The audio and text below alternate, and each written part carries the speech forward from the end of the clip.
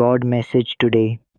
My name is Mercy Elara, and the night I was cast out like a whisper no one wanted to hear, I realized the world could forget even its most faithful.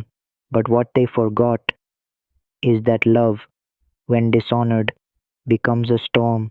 It didn't start with silence, it started with a memory, not of anger, not of loss, but of autumn leaves, amber, crimson, gold, falling like gentle reminders that even beauty must learn to let go. I had once loved the sound of autumn's hush, the way it wrapped the town of Willowsend in its warm breath. 63 years I'd walked those cracked sidewalks, widowhood my companion, solitude my closest friend, and on that day, Gratitude Day, they called it, I carried with me a hope too fragile for the world I was stepping into. My daughter, my only child, Delora, lived in the ivory towers of East Haldrin now, a kingdom of chandeliers and secrets. She had escaped Willowsend, traded it in for silk napkins, wine that spoke French, and in laws who counted kindness by the weight of gold. But still, I packed my weathered suitcase. I brushed the dust from my coat, the same one I wore the night my husband Caleb died under the pale light of our porch lamp. I smoothed the hem and whispered to myself, She's your daughter. She'll remember. I arrived under a sky heavy with judgment. The clouds hung low, the same way shame does when it sees you coming. The mansion loomed like a cathedral built on frost, wrought iron gates, marble lions, a house that looked down on everything, including me. I knocked. My knuckles grazed the polished oak, trembling not from cold, but from longing. A woman opened the door, tall, wrapped in designer frost. Her gaze slid over me like I was an oil stain on a silk rug. Someone's here, she called. No name, no warmth, just someone. Delora came, and her eyes, once bright pools I taught to see the stars, saw me like a ghost she couldn't explain. Her mouth formed words, but her heart stayed silent. Mother, she said, her voice wrapped in shame. You should have, you should have called. I smiled, a small thing, weak. I just wanted to spend the holiday with you, with family. She winced. Family. That word didn't mean the same in her new world. Behind her, laughter echoed. I saw them, her husband, Garen, all silk and smugness. His family, faces like paintings, stiff, expensive, unreadable. A child's voice pierced the hush. Who's the beggar lady, Mommy? They laughed. Oh, how they laughed. Delora didn't correct them. She didn't hush the child or defend me. She just stared at the floor, ashamed of the roots that grew her. And I, Mercy Elara, I stood there, not as a woman, not as a mother, but as a mistake they wished away. They let me stay, a charity, they called it without words. The guest room was large, but empty of welcome. Dinner was rich, but each bite turned bitter in my mouth. Their eyes said it all. She doesn't belong here. She shouldn't have come. She brings the scent of old dust, forgotten prayers, unpaid debts. After dinner, Garen left without a glance. Delora didn't offer conversation, just a stiff nod toward the staircase. You can sleep upstairs. We'll talk tomorrow.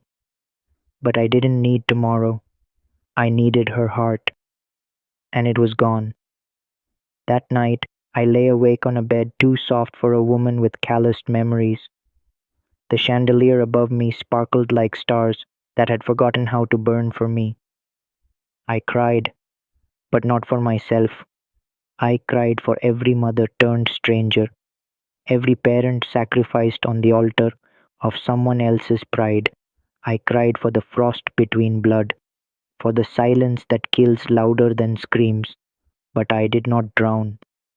Something rose inside me, not rage, not vengeance, but steel. They called me a beggar, but beggars don't feed the world their last meal. I had given Delora everything: my youth, my warmth, my future, my breath.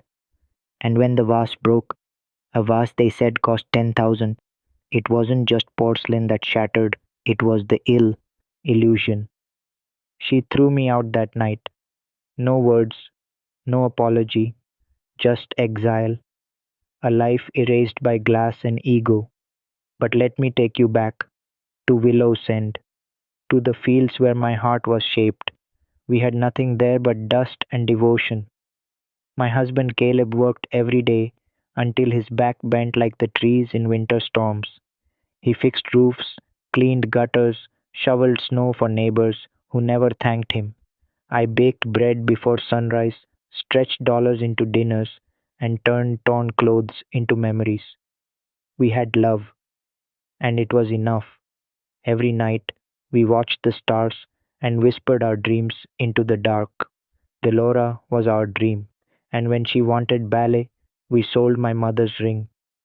When she wanted college, we took second jobs. When she wanted more, we gave it, and more. So tell me, what is a vase worth against the fire of love? What is $10,000 to a soul who gave 30 years of herself? I sat on a sidewalk that night, the world too large, my hands shaking, not from cold, but from betrayal. I had raised a queen, but she saw me as a shadow. They said I broke a vase, she broke a covenant, and I wept until I couldn't any more. Because tears are for those who still hope, and I found something greater: clarity. Now hear me, Garan of East Haldren. Hear me, Delora, with your silk and sorrow. You mistook silence for weakness. You mistook age for irrelevance. You mistook love for obligation. But I remember who I am. I am Mercy Elara of Willowsend, daughter of soil, wife of thunder, mother of sacrifice, and I rise, not to curse, but to bless myself, to choose joy without condition, to love without permission, to live without apology. Let this be a warning wrapped in wisdom. When you cast out the hand that fed you, the earth remembers. When you spit on the roots, the fruit turns sour. When you shame the giver, the heavens watch. I walked away from that house of gold and glass, and the wind embraced me like a child. The stars blinked awake, and I whispered, I am not undone. This gratitude day, I found no feast, but I found freedom. No daughter's hug, but my own arms strong enough to carry me. No apology, but a new beginning. And if you've been thrown out, left behind, forgotten, listen to me now. You are not a mistake. You are not disposable. You are not a stain on anyone's story. You are the story. And like the trees of Willow's End, you will bloom again, even after fire, even after frost, especially after betrayal. Stand tall and let the world watch you rise. When the world forgot her name, a lament for Aranel.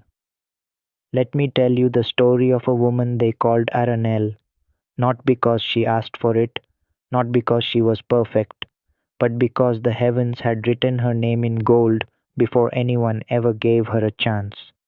She was born in a storm, not of thunder and lightning, but of whispers, shame, and stained history. From her youth she had already been placed in the court of judgment, sentenced without trial, branded with a mother's title before she ever had the chance to grow into her own soul. They said she was reckless. They said she was too fast, too trusting, too soft with the wrong people, too hard on herself, too naive to survive in a world that eats innocence for breakfast. But what they never said, what they never took time to learn, was that she was a river of resilience flowing through cracked earth, that every child she carried, every mistake she made, every tear she swallowed in the midnight kitchen, while the kids slept and the bills screamed, was a chapter in a sacred book no one wanted to read. They turned their backs, not just strangers on the street, but her blood. Oh, yes, even the children she birthed in pain, raised in chaos, carried in her body like a promise from heaven. They forgot her voice, her face, her sacrifice, her dignity. You see, in the city of Lathriel, nestled between fields of fading roses and forgotten prayers, Aranel became a ghost, watched as her name was edited out of stories as if love was never part of the plot. They didn't see the woman who stayed when others left, who bled internally and still showed up, who fasted for their protection, prayed in tongues for their redemption, warred in silence while they slandered her in public. They called her toxic, unstable, old fashioned, too loud, too weak. But heaven called her anointed, marked, a warrior in the wilderness, an intercessor in the shadows, a queen cloaked in ashes, waiting for her crown to return. Time passed. The fire in her eyes dimmed but never died. She grew old in years, but not in spirit. The world forgot her birthday. The children forgot her sacrifices. But the angels, they remembered. One by one they began to stir. Whispers began to form on the breath of the wind. Go, said the Ancient One. Go find Aranel, the woman who loved without condition, the woman who stood at the edge of despair and still sang lullabies to her pain. Go remind her she is not forsaken. And so, one day, when the air was heavy with the scent of finality, when her hands trembled over a cracked ceramic cup, when her soul was prepared to surrender and finally disappear into the arms of sleep, there was a knock. Not loud, not forceful, but steady, gentle, timed with the heartbeat of redemption. It was a stranger, or so she thought, young, light in his eyes like someone who had seen beyond the veil. He didn't speak like a social worker or a pity driven preacher. He spoke with reverence, with recognition. Are you the woman who used to cook for everyone on Rose Hollow Lane? He asked. Are you the one who once opened your door to children that weren't your own? The one who stitched together broken teenagers with nothing but tea, scriptures, and relentless hugs? She blinked, memory stirring like dust in an old attic. I was one of them, he said, when I was lost. You told me I was more than the sin I committed. You said God had a plan even for orphans like me. Aranel covered her mouth. Tears, hot and stunned, rolled down. He knelt beside her and whispered, It's your time now, to receive, to be remembered, to be restored. He wasn't just a man, he was an emissary, a divine response to a prayer she forgot she prayed, and so began the unfolding. The next week, letters came, messages from children grown now, scattered across kingdoms. Some hadn't spoken her name in decades, but they wrote with trembling hands, I'm sorry, I see now. You were right. I didn't understand. A flood of recognition poured in from people she'd fed, clothed, prayed over, defended in secret. People who once cursed her name now called her mother, mentor, miracle. And Aranel, once forgotten, once forsaken, sat upon a new throne, not of silver or gold, but of honor, of truth, of recompense born in the silence of God's timing. Her name, erased from their mouths for years, was now etched in hearts, carved into the stones of remembrance. Lethrial renamed the park she once cleaned alone, Aranel's Garden of Grace. But it wasn't the city that healed her. It was knowing heaven never left her side, that angels guarded every step, that no sacrifice went unseen, that love, real love, doesn't die in the dark.